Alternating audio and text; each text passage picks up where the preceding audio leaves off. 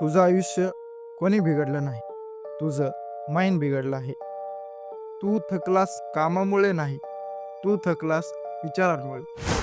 रात्री झोपतोस पण डोळे बंद होत नाहीत.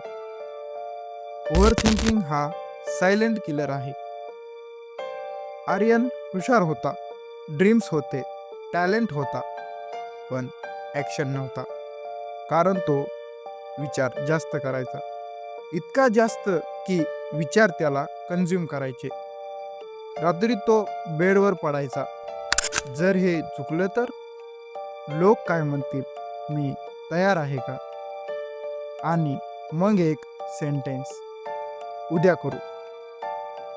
पण उद्या कधीच येत नव्हता. एक दिवस त्याला रिअलायझेशन झाला, ओव्हर थिंकिंग म्हणजे क्लॅरिटी नाही, ओव्हर थिंकिंग म्हणजे ॲक्शन टाळण्यासाठी ब्रेनने बनवलेला सेफ एक्सक्यूज आहे.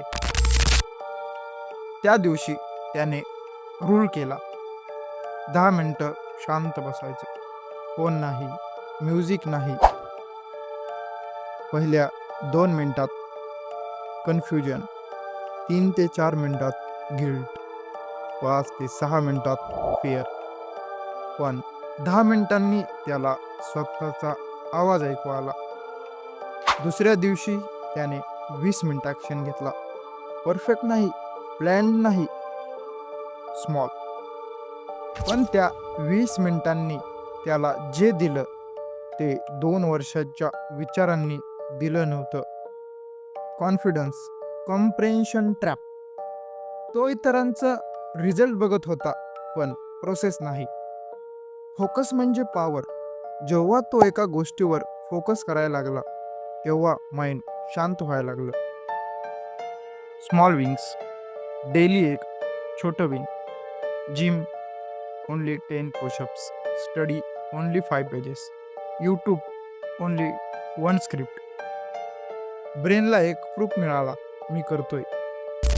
ओव्हर थिंकिंग थांबत नाही विचार करून, ओव्हर थिंकिंग थांबते ॲक्शन घेऊन. आज रात्री 10 मिनिटं शांत बस, उद्या 20 मिनिटं ॲक्शन घे. बाकी सगळं नॉईस आहे. तू विचार करतोय की घडतोयस?